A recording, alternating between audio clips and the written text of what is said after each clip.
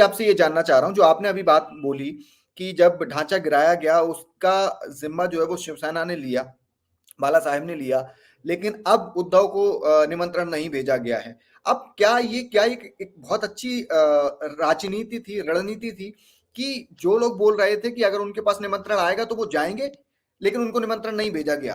कांग्रेस, उनको पता था कि कांग्रेस को ज़रूर भेजो, कांग्रेस नहीं भी जाएगी तब भी उनका फ़ायदा है, कांग्रेस जाएगी तब भी उनका फ़ायदा है। तो ये ट्रैप लगाने वाली बात है, ये ट्रैप लगाने वाली बात है। आप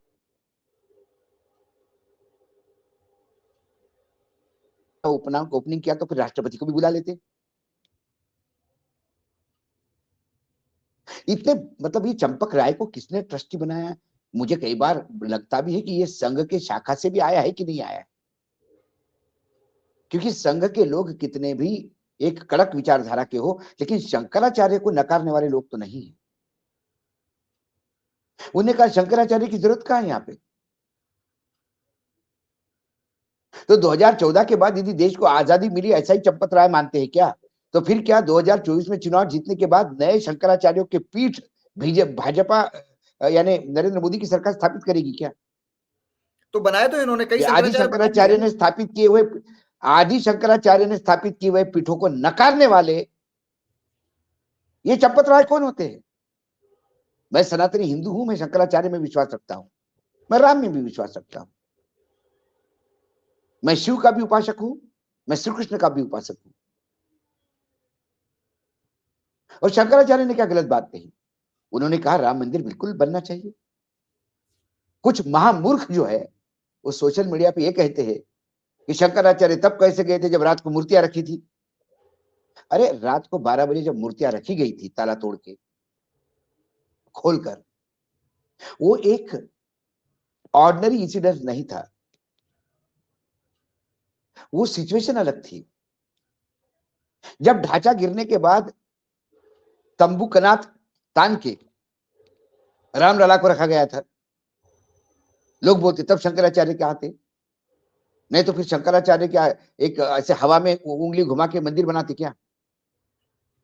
मंदिर बनाने को तो मोदी जी को भी टाइम लग रहा है, लेकिन मंदिर बनता कैसे? लेकिन रामलला को खुले में छोड़ते कैसे? लेकिन अब सर्वोच्च न्यायालय ने निर्णय दे दिया है मंदिर बनाने का, एक ट्रस्ट का गठन कर दिया है और वो ट्रस्ट का काम है मंदिर बनाना, तो मंदिर बनाए पूरा। जब मंदिर बनाने का आदेश है, अब कोई इसमें रोक नहीं है, तो मंदिर पूर्ण बनाए। इतनी जल्दीबाजी क्या है? 11-22 को रामनवमी आ रही 7 अप्रैल को, उसमें करें, लेट हो जाएगा या जब ना, मंदिर पूर्ण हो तब करें, फिर आचार आचार संहिता भी संहिता है। लग जाएगी। आपके लिए ये दुकान है, राजनीति की दुकान है ये, और लोगों को इमोशनली आप कहते हैं। अरे सर्वोच्च न्यायालय ने आदेश देने के बाद किसी का बाप भी नहीं रोक सकता राम मंदिर बनना। नहीं तो ये तो उसमें भी क्रेडिट लेते हैं कि अगर बीजेपी सरकार नहीं आती तो सुप्रीम कोर्ट ये फैसला ही नहीं देता कि राम मंदिर बनाना चाहिए। किसने कांग्रेस कहा? के राज में कहा सुप्रीम कोर्ट ने किसने फैसला कहा? दिया? बीजेपी में दम होता, इस 56 इंच के सीने में दम होता तो अध्यादेश निकालता, मंदिर बनाने के लिए कौन रोकता? कैबिनेट कानून पारित करती, कौन रोकता? किसान के जैसे कानून पारित किए ना आपने बिना डिस्कशन किए। सीजीआई को गायब कर दिया इलेक्शन कमीशन वाले चुनाव से। किसने मना किया था आपको? कौन उस मंदिर के खिलाफ बोलता? समझ में आता, अध्यादेश लाते, कानून बनाते, राज्यसभा में मेजोरिटी नहीं थी तो ज्वाइंट सेशन बनाते, बहुत सारी जगवाड़ थी। लेकिन फिर आपको मुसलमानों को भी तो नाराज नहीं करना है, दोनों हाथ से ढोल का बजाना है। एक तरफ कुछ लोगों को बोलना है कि तो मुसलमान को गाली दे दे के हिंदुओं को इकट्ठा करो, और फिर ट्रिपल तलाक के लिए मुस्लिम बहनों के लिए आंसू बहाना है। और जब ट्रिपल तलाक के लिए मुस्लिम बहनों को आंसू बहाना है तो एक मुस्लिम बेटी जिसका सामूहिक व्यभिचार होता है, जिसके साथ जघन्य अपराध, मतलब ऐसा हुआ नहीं होगा शायद भारत के इतिहास में कि पूरे परिवार के 7 लोगों को तलवार से काट देना, उसके बच्ची की हत्या करना और उस प्रेग्नेंट महिला के साथ व्यभिचार करना, और उन लोगों को 11 लोगों को सजा माफ करवाने वाले भी आप ही लोग हैं। तब आपके लिए महिला के लिए मातृ वंदन शक्ति नहीं याद आती? ट्रिपल तलाक के लिए मुस्लिम बहनाएं याद आती हैं। बिल्किस बानो के समय वो मुस्लिम बहन याद नहीं आती, क्योंकि गुजरात का चुनाव जीतना था आपको, तो वो 11 लोगों को छोड़ के आपको वहां हिंदुत्व का ध्वजवाहक बनना था। आरती उतारी गई उन लोगों की। क्या कहा सर्वोच्च न्यायालय ने? शर्मसार सरकार होती तो इस्तीफा दे देती। उन्होंने कहा कि फ्रॉड है आप, फ्रॉडुलेंट एक्ट। तो ये भी आयोजन है। वो 11 लापता है और मैं यदि दबे अभी। ट्रस्ट, मैं ये कहता हूं, यदि ये आयोजन सर्वोच्च न्यायालय के साथ हुआ है, प्राइम मिनिस्टर ऑफिस ने यह ट्रस्ट बनाया है, तो सरकार की मशीन यूज करो ना। सारे इनविटेशन लोकल कलेक्टर जाके दे। ये इनविटेशन देने के लिए संघ के प्रचारक क्यों पहुंचते हैं?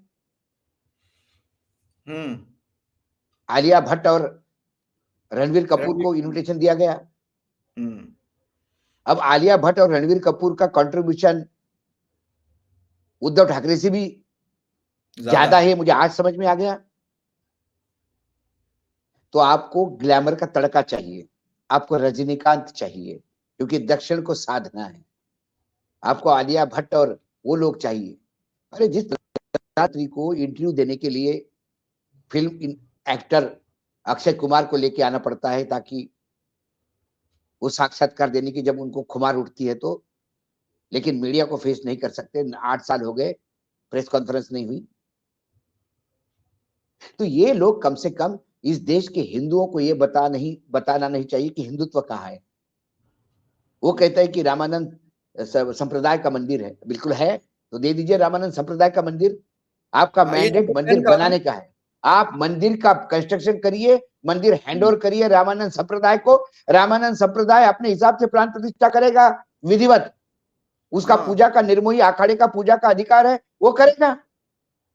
निर्मोही अखाड़े कितनी कंट्रोवर्सी है। आज मैं तमाम लोगों को पूछता हूं जो कांग्रेस को कहते हैं कि ये सनातनी धर्म के खिलाफ है, तो शंकराचार्य सनातनी धर्म के खिलाफ है, बोलने की औकात है तो बोल के दीजिए। कांग्रेस ने मना किया तो सारे चैनल एक्टिव हो गए। शंकराचार्य ने मना किया तो कोई दिखाने को तैयार नहीं है। ये राजनीति है, शुद्ध राजनीति है। और मैं तो कहता हूं कि एक वचनी राम की प्राण प्रतिष्ठा में बहुवचनी लोग जा ही नहीं सकते। जो हमेशा झूठ बोलते हो, मुंह खोलते हैं तो झूठ बोलने के लिए,